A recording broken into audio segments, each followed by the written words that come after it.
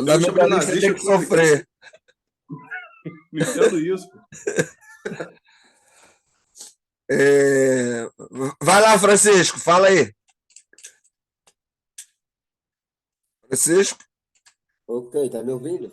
estamos ouvindo. Fala aí, faz a tua pergunta. Não, não é pergunta, é só assim, quando você falou ali da cultura, por exemplo, um grupo de pessoas, tipo, ele ignora que é pecado lá, onde o povo bebe, numa certa região, o povo bebe, e não é pecado. E Isso. aí a outra região, e aí na outra região, é, que nem você exemplou, sobre os cristãos que bebem, os cristãos que não bebem, esses realmente são cristãos, não bebem, não falam palavrões, anda direitinho, certinho, não, não pecam. Mas aí, que nem aqui está, ao redor do mundo nos esclarece sobre as culturas. Então, em cada cultura deve haver pensamentos diferentes, por exemplo. Sim. É É, assim, quando a gente fala a questão cultural, até nós, até mesmo aqui na gente, esse grupo que está aqui, esse grupo pequeno, nós temos culturas, educação diferente, maneiras de ver o mundo, né? Maneiras de entender o mundo diferente. Isso, obviamente, iria interferir na maneira como você se relaciona com Deus, né? Como você ora. Isso num grupo pequeno, aqui de 5, 6 pessoas. Então, de maneira geral, quando eu falo dessa ideia cultural, essas nossas diferenças elas vão acabar interpretando o texto.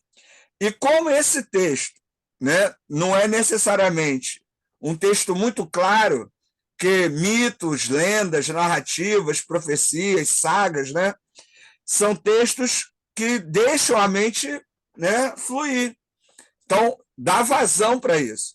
Dá vazão para os exageros e também para, né, para as minimizações. Então, é importante ter um equilíbrio.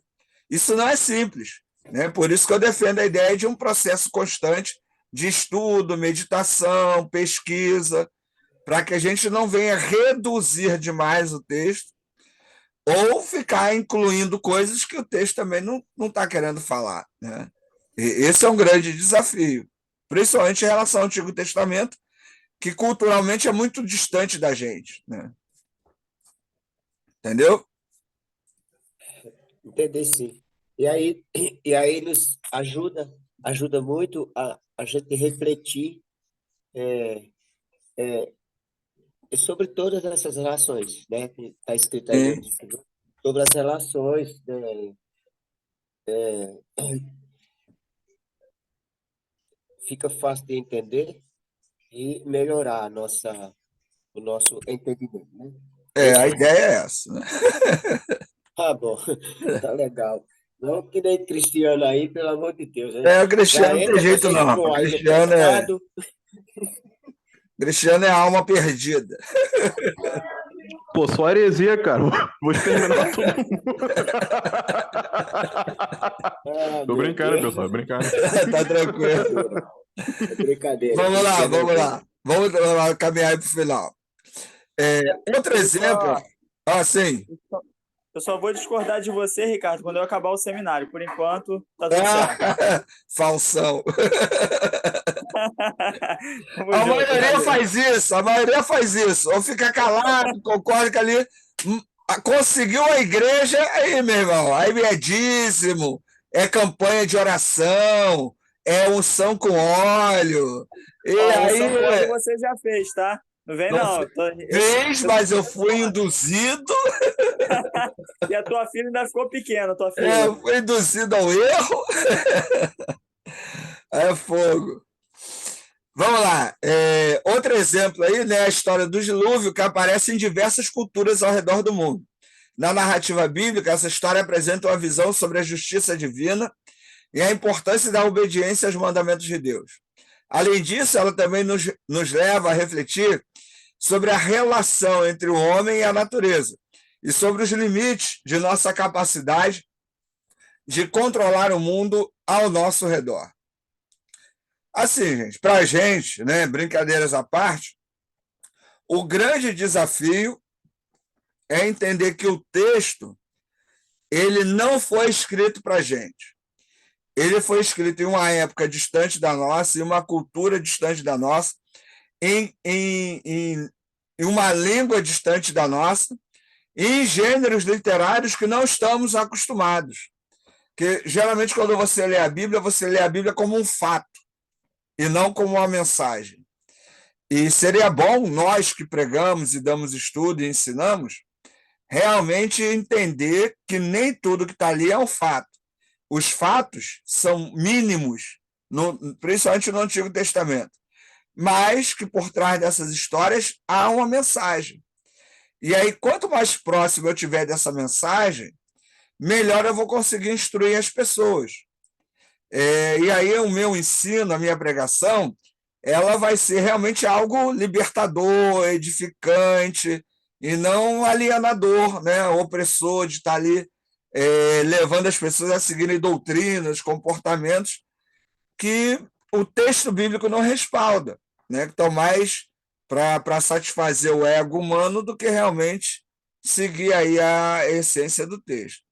Eu sei que é conflitante, né, essa perspectiva no primeiro momento, porque a maioria de vocês há muito tempo vem aprendendo. Adão e Eva existiu, o dilúvio aconteceu, Moisés escreveu o Pentateuco, tudo que está na Bíblia realmente aconteceu exatamente daquela maneira. Mas se você levar um estudo, você vai ver que fica até para pregar, você for estudar de maneira adequada, até para pregar é difícil, né? Principalmente no Antigo Testamento, dessa maneira. Por isso que as pessoas usam tanta alegoria, né? Inventam tanta história, porque não conseguem captar realmente a essência desses textos. E aí o estudo dos gêneros literários é uma maneira de a gente tentar entender as mensagens, né, por trás do texto. Aí. Vamos lá. Durante séculos, mitos e lendas bíblicas foram interpretados de diferentes maneiras. Alguns leitores acreditavam em uma interpretação literal das histórias, enquanto outros viam nelas um significado simbólico ou alegórico. A interpretação literal dos mitos e lendas bíblicas foi predominante durante a Idade Média, quando a Igreja Católica era a principal autoridade religiosa na Europa.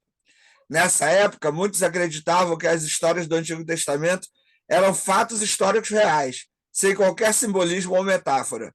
Igual a hoje, né? A maioria das pessoas hoje ainda tem uma mentalidade medieval em relação ao texto bíblico, que é muito interessante, pleno século XXI, mas a mentalidade religiosa ainda está lá na era medieval, né? No entanto, a partir do Renascimento, começaram a surgir novas interpretações dos mitos e lendas bíblicos.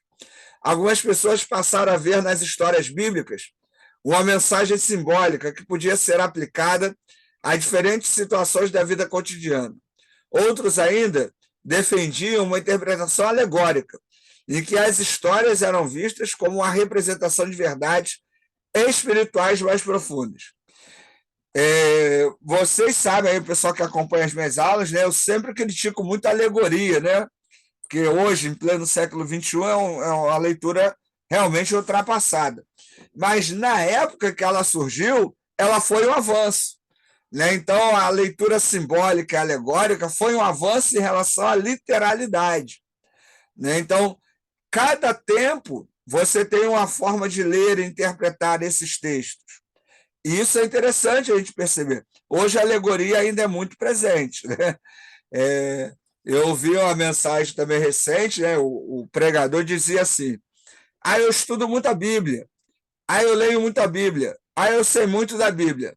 Aí, no meio da mensagem, ele manda que o homem é o sacerdote da casa. Aí eu falei, pô, que cara é esse que vive estudando a Bíblia e repete um conceito que não é mais nem cristão, né? Porque, a partir de Jesus Cristo, somos todos sacerdotes uns dos outros. Não tem homem ser sacerdote da casa. Cristo é o sumo sacerdote a partir do que está em Hebreus. Então, na perspectiva desse pregador, ele sabe muito de Bíblia dentro de uma determinada cultura, né? Que é ali um dogma, né? Dentro da leitura doutrinária, dogmática. Mas ele acaba ferindo, e até foi engraçado que na fala dele ele fala assim: me desculpem as mulheres, né? Mas o homem é superior. Eu falei, cara, esse cara não entendeu nada, né? Então, além de ser muito arrogante na fala, a interpretação é agressiva. Mas isso é novidade? Não é. Muita gente fala isso, defende isso, né? Tem manuais, né, de cursos de família que falam isso.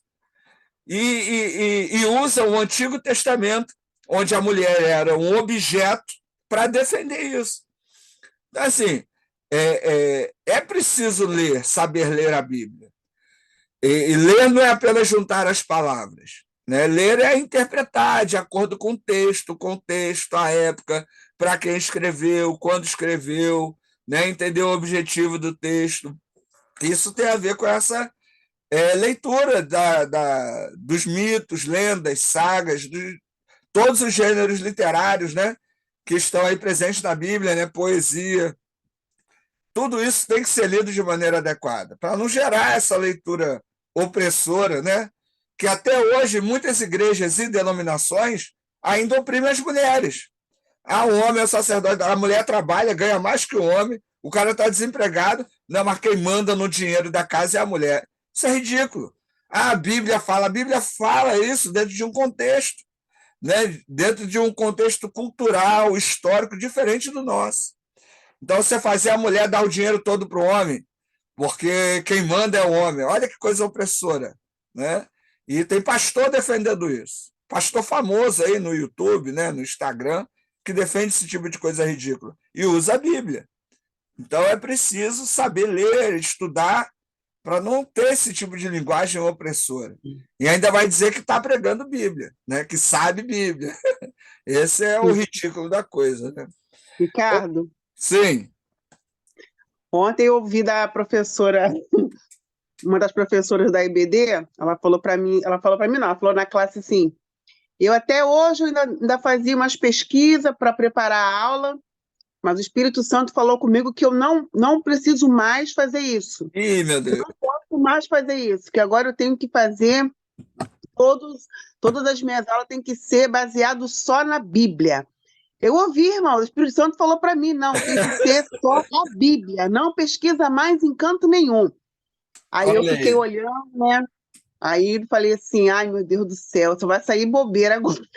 Tira ela, irmã, tira ela da classe, porque ela não Ai meu Deus adianta, do céu. entendeu? Ela E falou que agora é só ela e a Bíblia, mais nada, não vai pesquisar em Fernanda, canto nenhum mais. esse é um discurso da falsa modéstia. Porque quando ela fala que agora é o Espírito Santo, ela está querendo dizer que a fala dela tem autoridade divina. E essa falsa modéstia é muito perigosa. Que ela vai dizer, não, Deus me disse. Isso beira Isso. a esquizofrenia.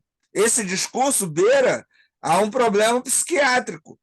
Porque uma pessoa que está dando uma aula diz que não precisa estudar, né? Então ela é um canal direto de Deus. Olha que coisa maravilhosa. Ela É sabe verdade. tudo, né? Então, uma Uhum. pessoa dessa não pode estar à frente de nada. Entendeu? Esse é um perigo grande. É um perigo, é um perigo.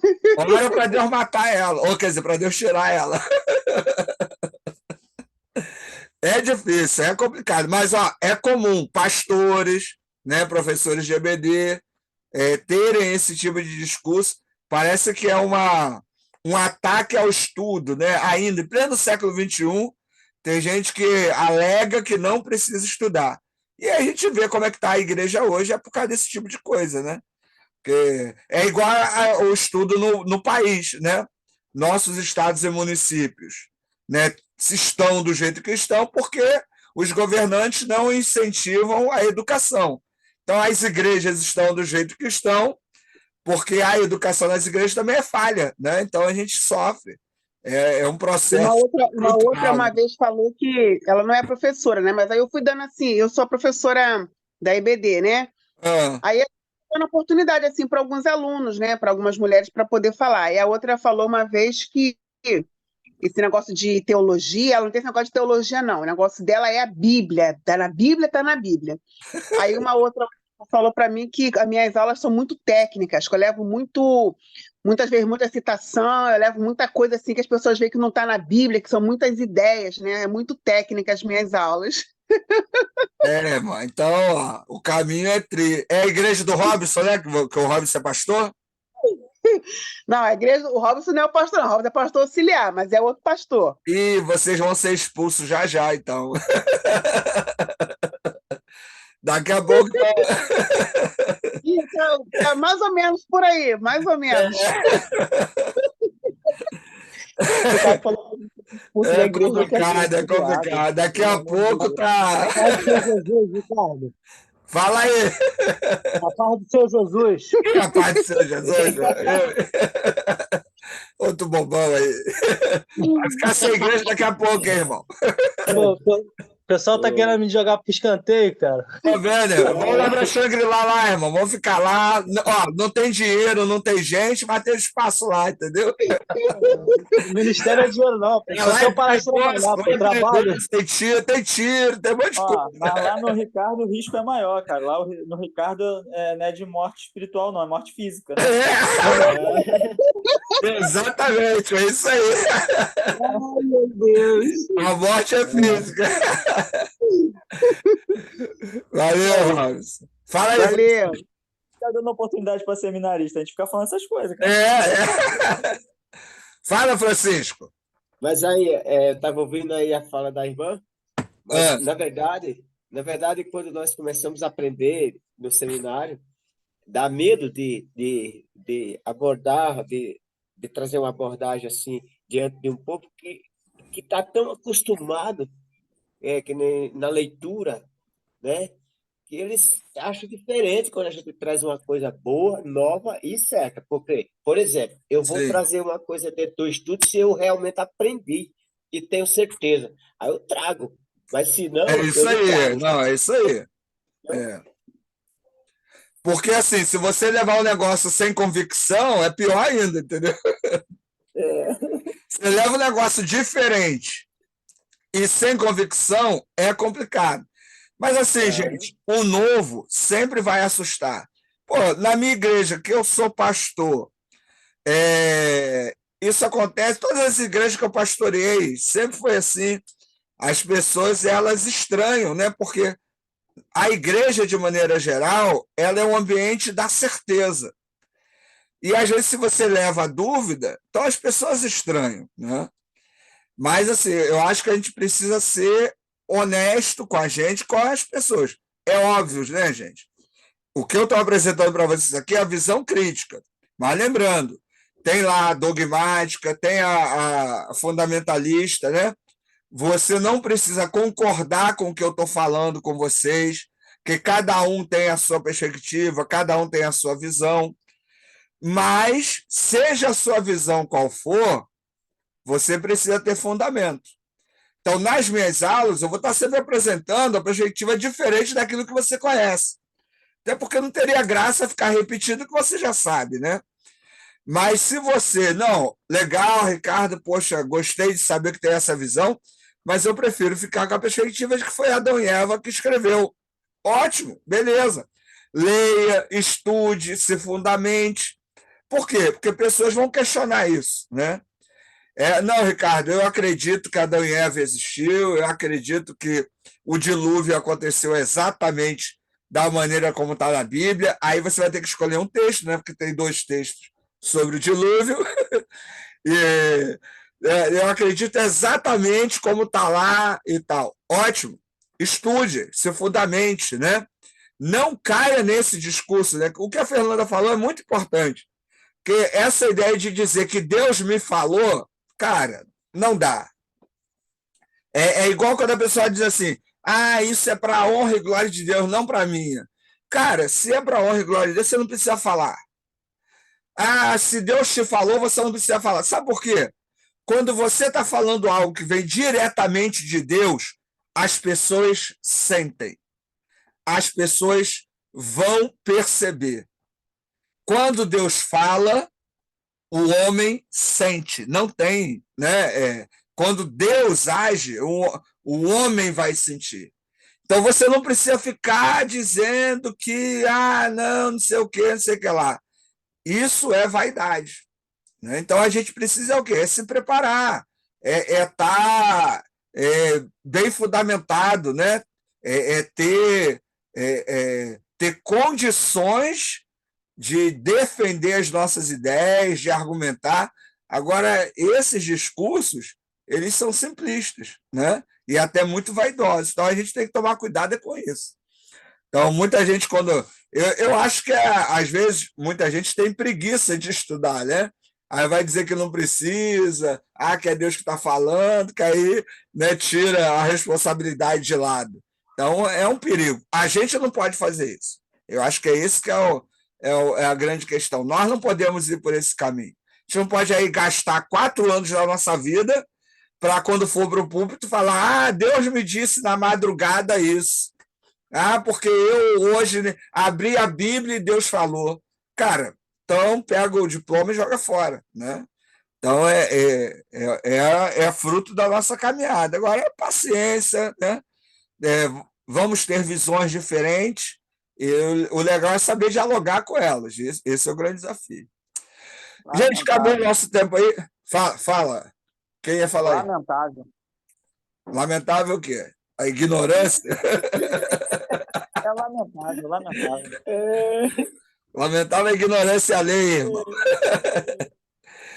Gente, acabou o tempo aí, mas na próxima aula a gente continua aí. Eu vou trazer outros textos, outras ideias, a gente discutindo isso,